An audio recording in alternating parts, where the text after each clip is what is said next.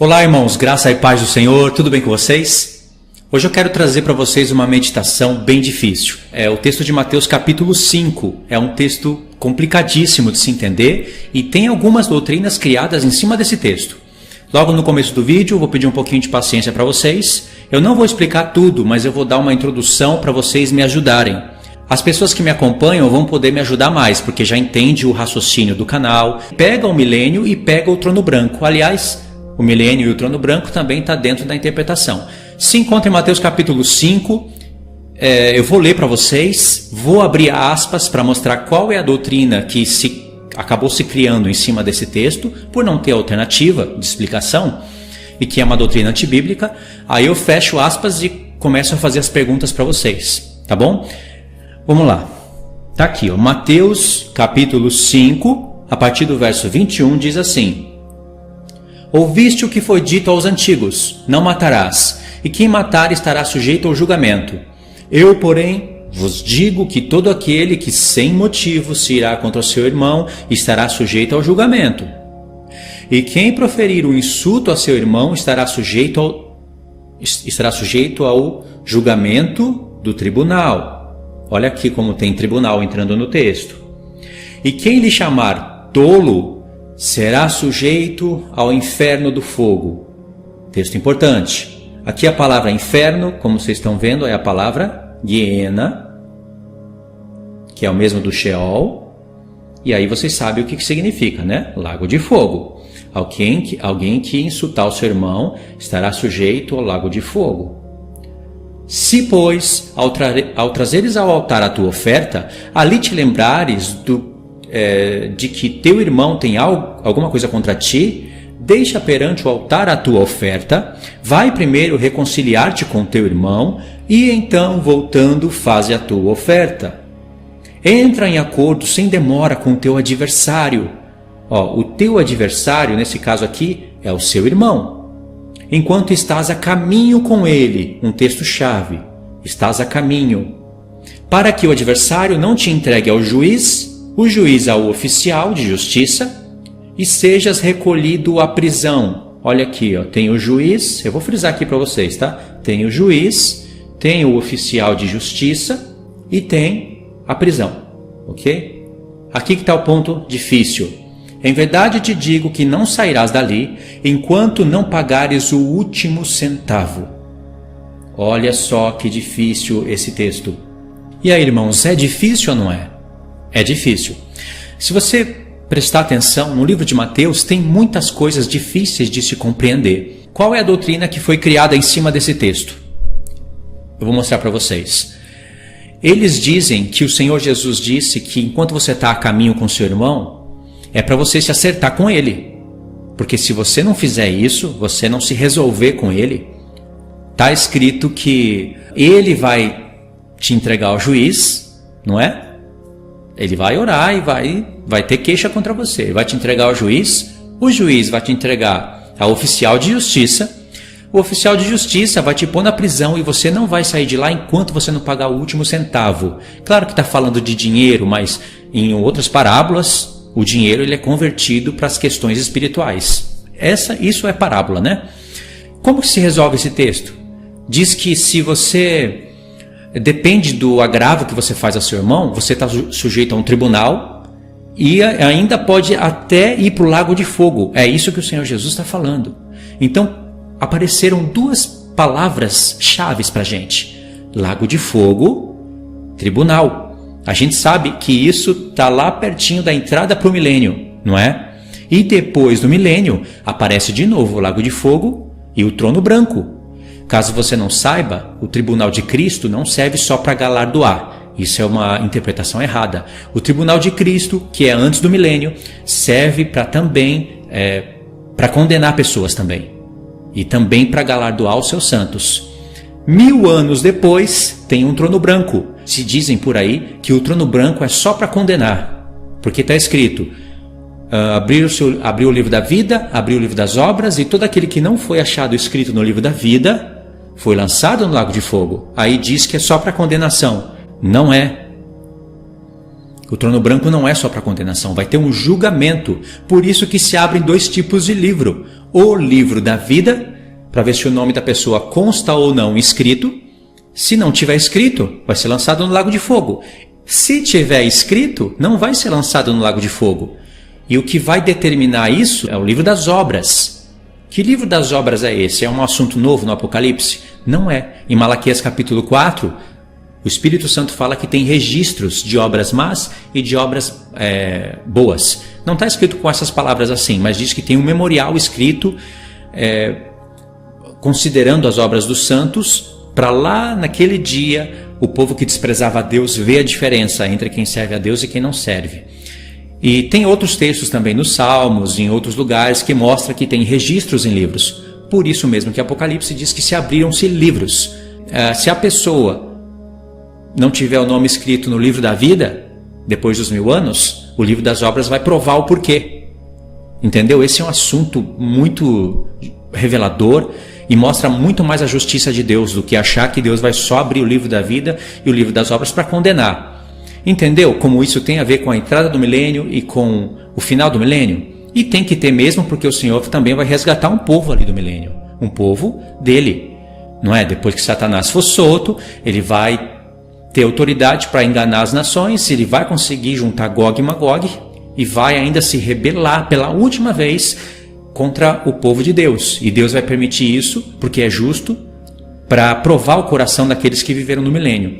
Isso daqui, tudo que eu estou falando, já seria estranho aos ouvidos de calvinista ou de amilenista, porque eles reduzem tanto a revelação de Deus, torce tanto as escrituras para todos os pontos, que eles não conseguem enxergar milênio, não conseguem enxergar justiça, não conseguem enxergar 2 casas, não conseguem enxergar festas.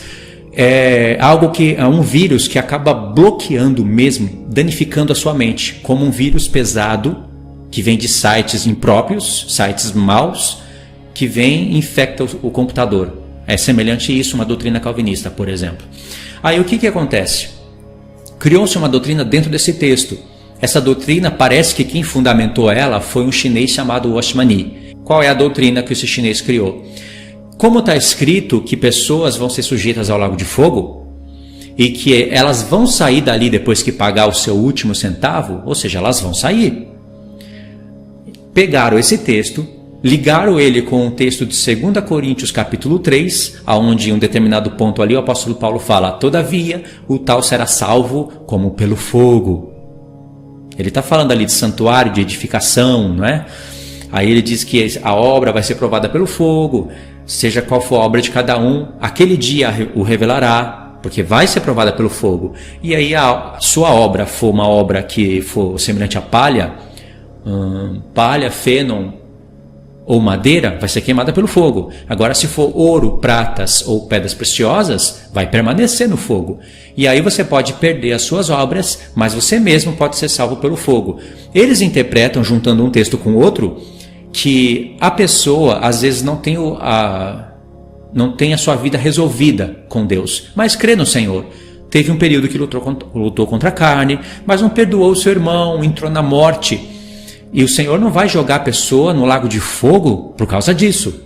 Parece ser interessante, né? E eu até creio em partes nisso, como eu vou mostrar para vocês. Só que aí vem a parte dos espinhos. E são grandes espinhos. Dizem que essa pessoa vai ser jogada no lago de fogo, como Jesus falou, vai ser colocada ali na Guiena. Como apareceu ali a Guiena, sei lá como você queira falar, e aí apareceu ali lago de fogo, né? Vai ter que ser posto na prisão, e aí não vai sair de lá enquanto não pagar o seu último centavo, vamos pôr centavo. Mas pagando vai poder sair de lá. Eles dizem que há uma espécie de purificação, um processo de purificação pelo lago de fogo. Então você entra ali, né? Não sei como eles visualizam isso, não sei se a pessoa vai chamuscar no lago de fogo, mas existe isso, viu? E não são poucas pessoas que acreditam assim. E depois essa pessoa vai sair de lá em algum momento, porque pagou ali as suas dívidas. Essa mesma doutrina crê na sola gracia, por exemplo. Eles creem que você é salvo somente pela graça, nada envolvido com a lei. e acredita nisso, ou seja, já é uma contradição por aí. Isso que eu expliquei para vocês, foi preciso explicar para esse vídeo aqui, em outros eu já não vou explicar mais isso. Isso é doutrina antibíblica, e muito antibíblica mesmo, porque em 2 Coríntios capítulo 3, eu sei explicar aquele texto. Perfeito, todavia o tal será salvo como que pelo fogo. Querendo dizer que esse é o batismo do fogo. Lembra que eu falei de um vídeo que há pelo menos 3 tipos de batismo? Esse é o batismo pelo fogo, onde tem um fogo dentro de você, que é proveniente do Espírito Santo, para provar a sua vida. Primeiro tem o batismo das águas, que é o batismo do arrependimento. O batismo da obediência, que é onde você recebe o Espírito do Senhor e vem algum dom com você, ou falar em línguas, ou profetizar. E depois o batismo da provação, para ver se você vai ser aprovado ou reprovado. E aí, é isso que o apóstolo Paulo está falando ali. Todavia, o tal será salvo como que pelo fogo. Ou seja, ainda que as suas obras sejam queimadas, se você lutou contra a carne, se você buscou o Senhor, renunciou muitas coisas, acabou interpretando coisas erradas, ensinando coisas erradas, essas obras vão ser queimadas, mas você mesmo pode ser salvo, ainda que você perca galardão, mas como que pelo fogo, ou seja, você mesmo vai ser provado, a sua pessoa, entendeu?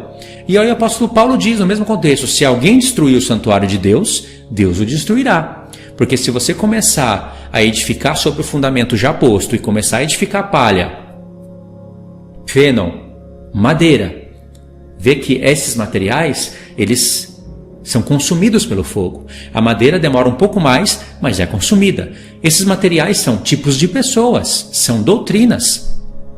Ali está sendo julgado o que a pessoa ensina. Dependendo do que você ensina, você pode corromper a sua vida e a vida dos outros. Se você chegar a destruir o santuário de Deus, Deus vai te destruir. Agora, se você edificar, por exemplo, doutrinas que não vão levar aquelas pessoas para a destruição, e você tiver doutrinas dentro de você que não vão te levar para a destruição, se você passar pelo fogo e for aprovado, tiver algo em você que não vai ser considerado para você perder a salvação ou para você ir para o lago de fogo, você vai ser salvo, entendeu? Mas o apóstolo Paulo mesmo fala para os Tessalonicenses que ele voltou lá, ele tinha aquele zelo todo para ele não ter trabalhado em vão. Para os Gálatas ele fala isso, para os Coríntios, ou seja, existe como o próprio apóstolo Paulo ter trabalhado em vão. Olha a igreja de Coríntios, estava sendo consumida por doutrinas estranhas, tinha ministros de Satanás lá, transfigurados em ministros de Cristo, acabando com a obra do apóstolo Paulo. Se ele não voltasse para aquela igreja, e se ele não escrevesse cartas, e se ele não estivesse orando, aquelas pessoas, muitas delas iriam ser destruídas, e ele que fundou aquela igreja. A obra dele iria ser perdida, mas o próprio apóstolo Paulo, como ele era uma pessoa santa, buscava o Senhor, ele poderia ser salvo, mas passando também pelo fogo da provação. Expliquei para vocês, irmãos, 2 Coríntios capítulo 3 de maneira resumida, sem ler. Se vocês entendem o que eu estou falando, né, ou conseguem visualizar aquele texto, entender o que eu estou falando.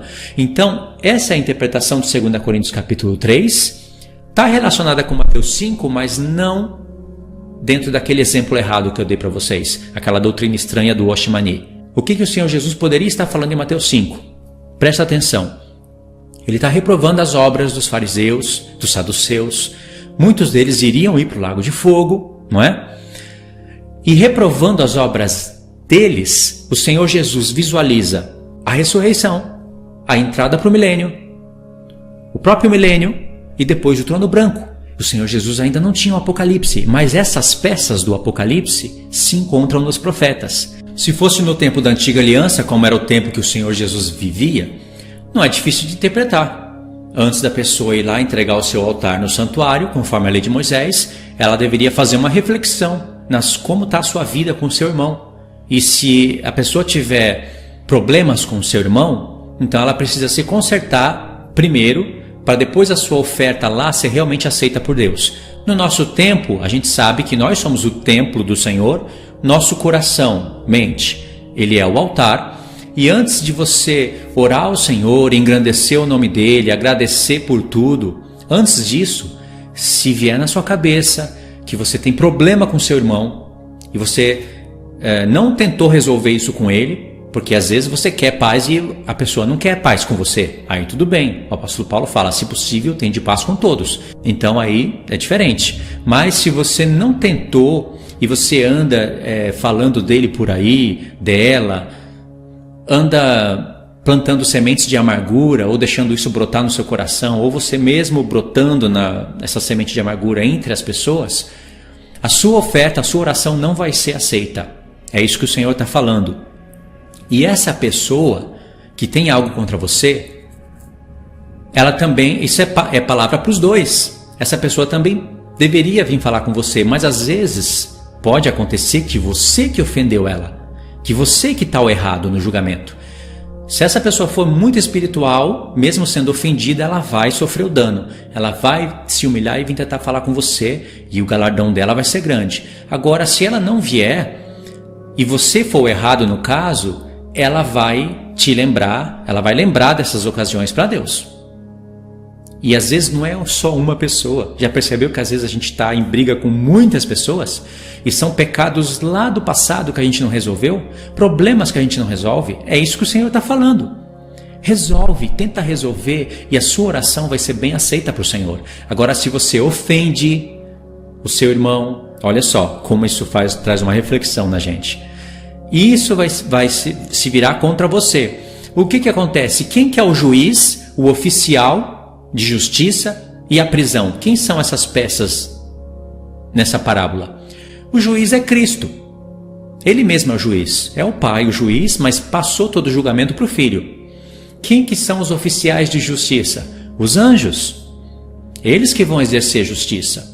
Aí em primeira camada, né? Nós vamos virar oficiais de justiça também. Entendeu? Nós vamos virar. Mas em primeira camada são os anjos. Primeira camada de revelação, eu quis dizer. Aonde está a prisão? Aí que é difícil de entender, não é? Aonde se aplica isso? Se aplica aqui na nossa vida? Se aplica no milênio? Como que pessoas vão ser lançadas na prisão? Que prisão é essa? E como que essa pessoa vai pagar ali para depois poder sair? Porque não faz sentido essa parábola se a pessoa pagar o que deve e ir para o lago de fogo. Que sentido tem isso? Nem poderia ser proferida uma parábola dessa. Em verdade vos digo, disse o Senhor, que não sairás dali enquanto não pagares o último ceitil. Pagou a dívida? Liberado. Não é assim até na lei dos homens? Com a lei de Deus também é assim. Presta atenção, irmãos. Lembra daquelas palavras? Tribunal, lago de fogo. O lago de fogo, para você entender isso que o Senhor Jesus está falando, você precisa conhecer outras porções da palavra. O Senhor Jesus, ele visualizou tudo e resumiu para que a gente meditasse nas palavras dele. E para provar o coração dos seus santos. Para provar quem é que vai criar doutrina estranha. Entendeu? Quem é que vai procurar entender, quem é que não vai dar a mínima. Eu ligo para esse texto.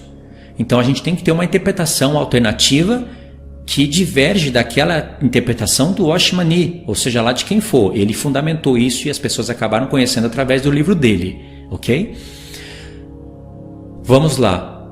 Quando o Senhor Jesus vier, o que acontece na terra?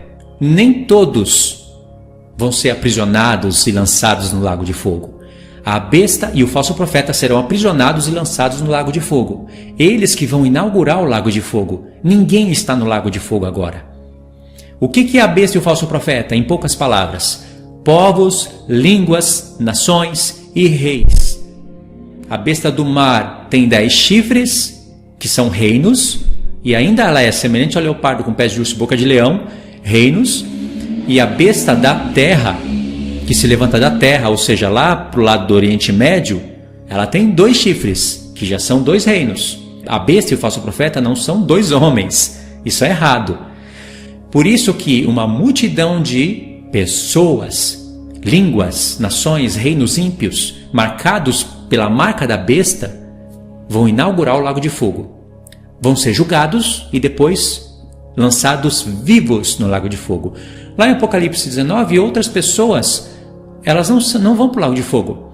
Elas são mortas pela espada que sai da boca daquele que está montado no cavalo, que seria pisar no lagar da ira de Deus. Essas pessoas que foram mortas, elas vão ficar num lugar de tormento, depois de 1000 anos vão ressurgir E ali a gente já sabe que no livro da vida não vai estar escrito o nome delas, mas elas vão ser julgadas pelo livro das obras e condenadas. E quem é que vai julgar essas pessoas? A igreja, aqueles a quem o Senhor determinar que deve julgar esses casos. Porque a igreja há de julgar o mundo e também os anjos caídos. Assunto que o apóstolo Paulo falou e que ele aprendeu por vários pontos da palavra, principalmente pelo livro de Enoque. Entendeu? Olha o que está acontecendo logo na entrada do milênio. Muitos ímpios são aprisionados e lançados vivos no lago de fogo, julgados antes. Esses não ressuscitam mais. Outros ímpios que têm a marca da besta, mas vão ser mortos, pisados no lagar da ira de Deus. Sangue mesmo, não é nada espiritual, é guerra de sangue. O Senhor vai massacrar essas pessoas. E ainda vai ter um povo santo glorificado que vão entrar pelos muros, entrar pelas casas, entrar pelas janelas, assaltar as casas como um ladrão. O dia do Senhor vem como ladrão. E para pegar essas pessoas que estão escondidas nas casas, nas rochas, nas montanhas e trazer elas até o Senhor. Lembra que o Senhor Jesus falou? Um certo rei, ele saiu para longe e deixou ali os seus deveres com os seus servos. Depois cada um deu, né, o seu talento, o seu trabalho. Depois ele voltou para acertar contas, para pedir o trabalho de volta. E ali ele acertou contas, recompensou a cada um conforme as suas obras. E na sua volta ele ficou sabendo, assim na parábola, claro que o Senhor Jesus já sabe pelos profetas, mas ele ficou sabendo que tem um povo que não quis que ele reinasse sobre esse povo. Aí ele fala: trazei-os aqui e executai na minha presença. A gente pensa que isso é uma coisa inventada pelo Senhor Jesus no Novo Testamento, assim. Pensei numa parábola, eu vou falar assim. Isso está nos profetas, irmãos. Onde que está isso? Em Joel 2. O que você acha que aquele povo glorificado está fazendo? Entrando pelas portas, pelas janelas.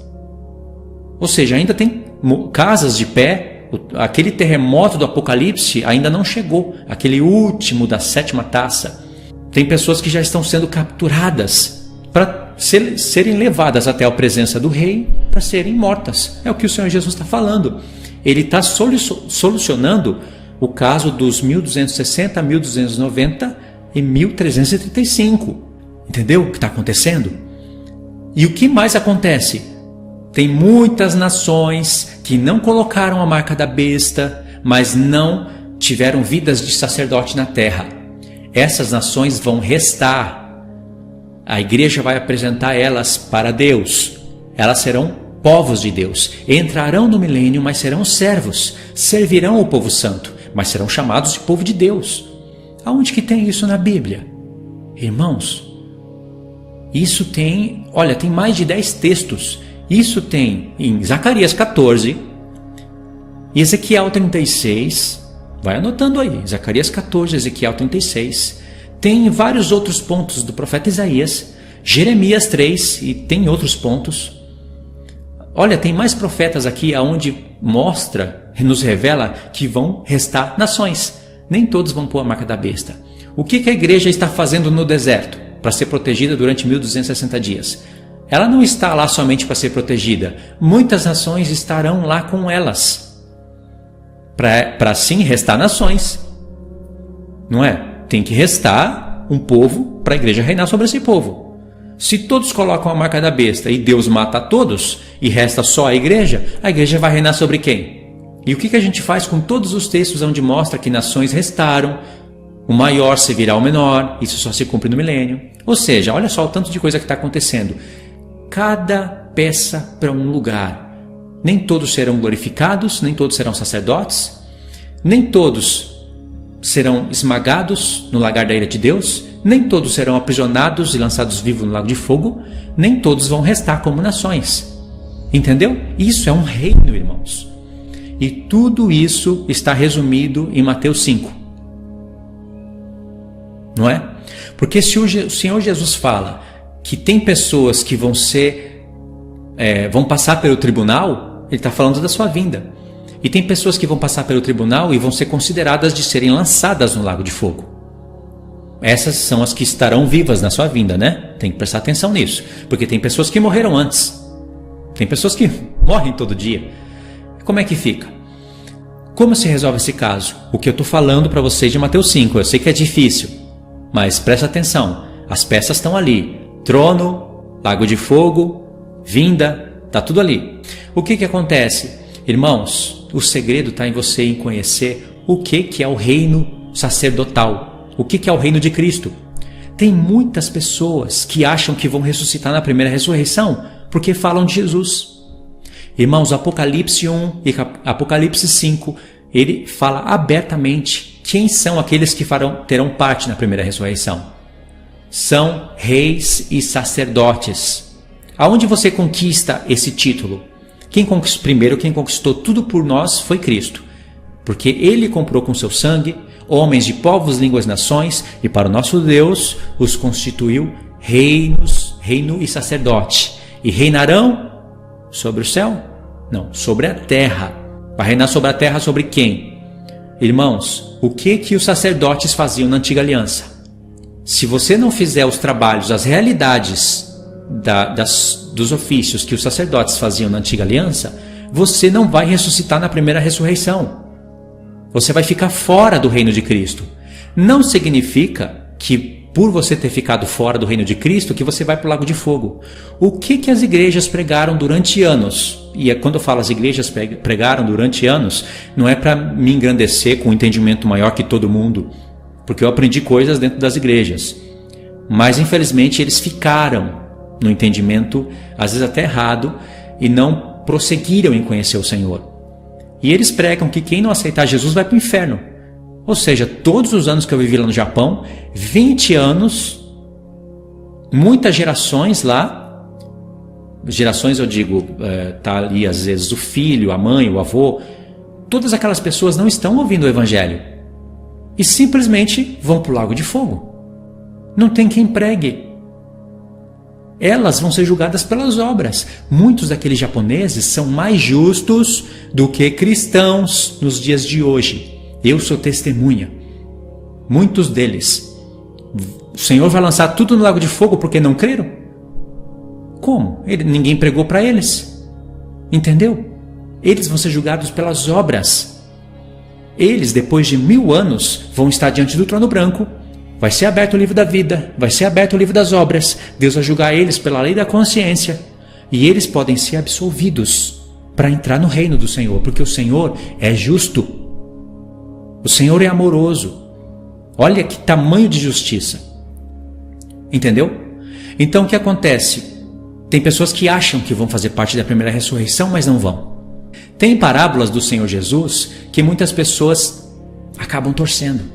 Por exemplo, a parábola do rico e do Lázaro. Tem pessoas que acham que aquilo é uma invenção. Que aquilo foi só uma parábola, mas é impossível aquilo ter acontecido. E aquela visão lá do quinto selo.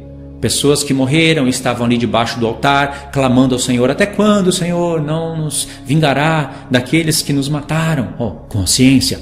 Pergunta para tais pessoas e elas falam, mas isso é só uma visão.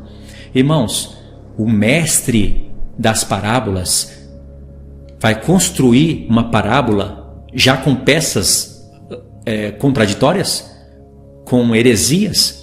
Como que uma parábola onde, se ela fosse realidade, seria heresia, como que ela vai ter força para repreender? Como que, sabe, eu mesmo ia falar, peraí, que parábola é essa? Primeiro já começou errado, a pessoa que morre não tem noção de nada. Já começou errado por aí. E essa visão do quinto selo vai me exortar como? Se aquilo ali é impossível de acontecer. Aí a pessoa vai, pega os textos de Provérbios, a pessoa morre e não tem ciência de nada, para chegar nessa resolução. Irmãos, isso é falta de conhecimento? Como que se interpreta Provérbios? Nesses tais textos onde fala que a pessoa que morre não tem ciência de nada. Irmãos, quando a pessoa morre, ela não vê mais o que está acontecendo na Terra.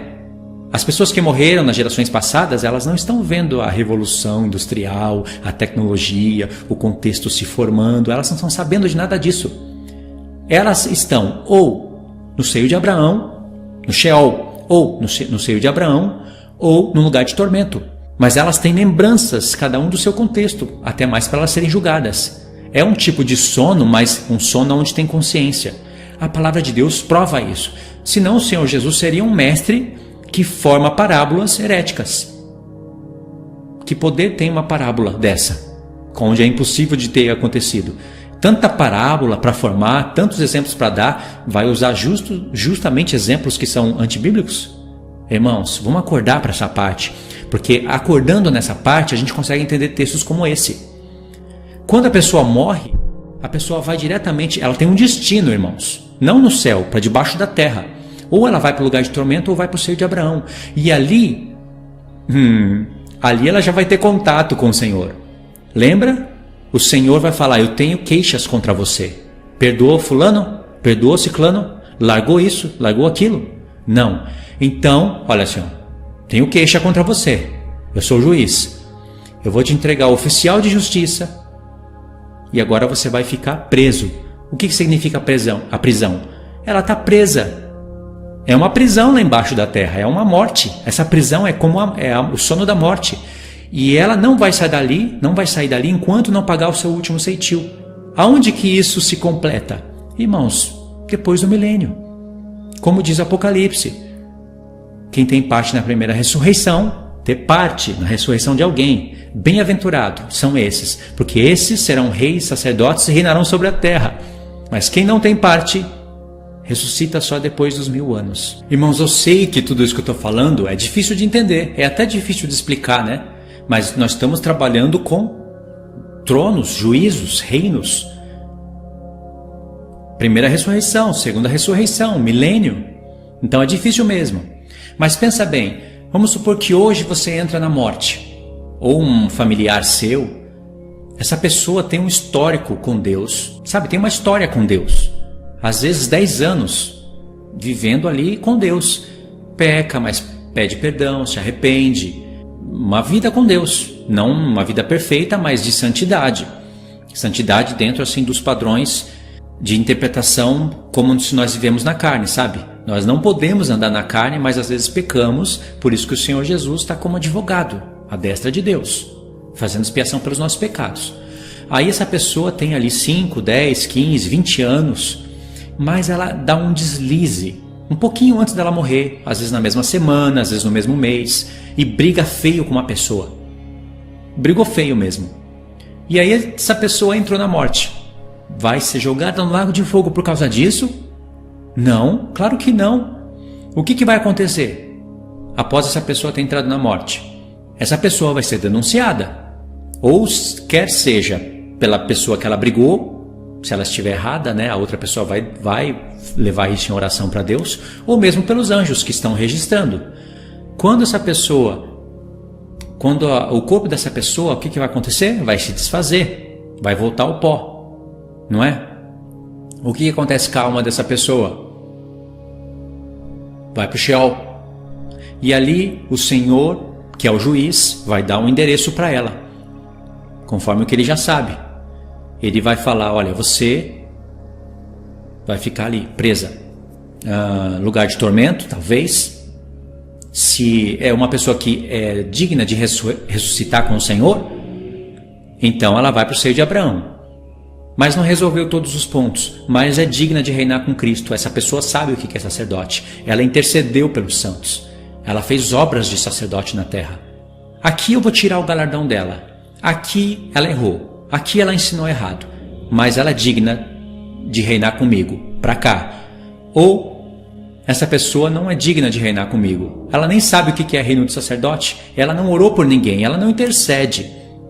Mas ela também não merece o lago de fogo. E por causa desses conflitos aqui com essas pessoas, essa pessoa vai ser aprisionada e vai ficar lá até pagar tudo que deve. Ou seja, está aprisionada debaixo da terra, podemos falar lugar de tormento, dependendo do que ela fez, né, dependendo da dívida que ela tem, ela vai pagar. E o que acontece? Quando que ela vai sair de lá? Todos, na verdade essa parábola é para todos. Ninguém vai ficar saindo em tempos diferentes. Porque após a vinda do Senhor Jesus, as coisas vão se resolver e um espaço de 1000 anos vai se abrir. Essa pessoa vai poder sair de lá 1000 anos depois. Já recebeu uma sentença, ficou fora do reino de Cristo. E aí, pelo livro da vida e pelo livro das obras, vai ser decidido para onde que ela vai. Ou entrar no reino do Senhor, não com o corpo glorificado, tendo o título de rei sacerdote, de esposa do Cordeiro, ó a sentença. ou ela vai para o lago de fogo. Vai depender, entendeu? Por isso que tem que ter juiz, tem que ter governos para julgar essas coisas. Por isso que abrem-se livros. Quem foi que escreveu esses livros que foram abertos? Porque quem vai tomar posse desses livros, primeiramente são os apóstolos. Depois, os santos, para julgar tudo. Mas quem foi que escreveu esses livros? Os anjos, irmãos. Há relatos. Mas eles escreveram mesmo com caneta e está registrado ali as letras. Até onde eu sei, sim. Por quê? Não pode ter isso? Não pode ter um livro de registro espiritual? Da maneira deles, na linguagem deles? Porque eles têm línguas, não é? Os anjos falam. Se fala, tem boca, tem voz. Por que não pode ter essas coisas? Claro que tem. E porque tem, está escrito que tem. Estou falando isso porque pode ter pessoas que querem anular tudo isso, falando que não tem caneta no céu, não tem livro, não tem nada disso. E aí o que a gente faz com os textos? Entendeu, irmãos? É assim que eu estou interpretando Mateus 5. Se o que eu estiver falando estiver errado, eu acredito que não vai estar muito longe do que o Senhor Jesus está falando. Teríamos que buscar uma interpretação alternativa que seja diferente daquela interpretação do Washmani, aquela interpretação de ser jogado no lago de fogo, purificado e depois sair de lá com as dívidas pagas, não é? Então tem essa do Washmani, que ela é já reprovável, é só ter um pouco de conhecimento das questões do reino que você reprova isso. Ou tem essa que eu estou falando, que é muito mais coerente, muito mais justa. E se não for isso que eu estou falando, alguma coisa o Senhor está falando ali. E não são palavras ao vento, não são palavras que não vão acontecer. Ou seja, pessoas vão ser aprisionadas e vão sair dali só depois que pagar o último ceitil. Não é um modelo de pregação somente para aquela época, visando somente coisas literais, porque ali apareceu juiz, oficial de justiça, prisão, geena, trono, todas as peças que formam ali Daniel 7, Daniel 12 e outros pontos também, né? Mas onde é mais nítido é Daniel 7 e Daniel 12. Por isso que eu acredito que os 1260, 1290, 1335, esses números de revelação, estão ali dentro desse jogo de parábolas, né? De Mateus 5. E Mateus 5 é uma das peças que devem ser usada para se explicar essas revelações. Compreendeu, irmão? Então faz o seguinte. Caso você não compreendeu ou vai pensar sobre o assunto, seja como for, vou deixar para vocês no comentário fixo 3 estudos. Um é o do milênio, que eu gravei, explicando esses pontos. Fácil de entender. Entendeu? Deixa aí o like então. Verifica a inscrição no canal, compartilha o vídeo e a gente vai estudando isso. Nos próximos vídeos vai ficar menor, porque eu já não vou ficar tendo que falar de como surgiu a doutrina, etc e tal. E já vou poder resumir, já vou estar mais treinado no assunto, então fica mais redondinho, né? Mais resumido. Tá bom, irmãos? Deus abençoe. Fiquem todos na paz do Senhor.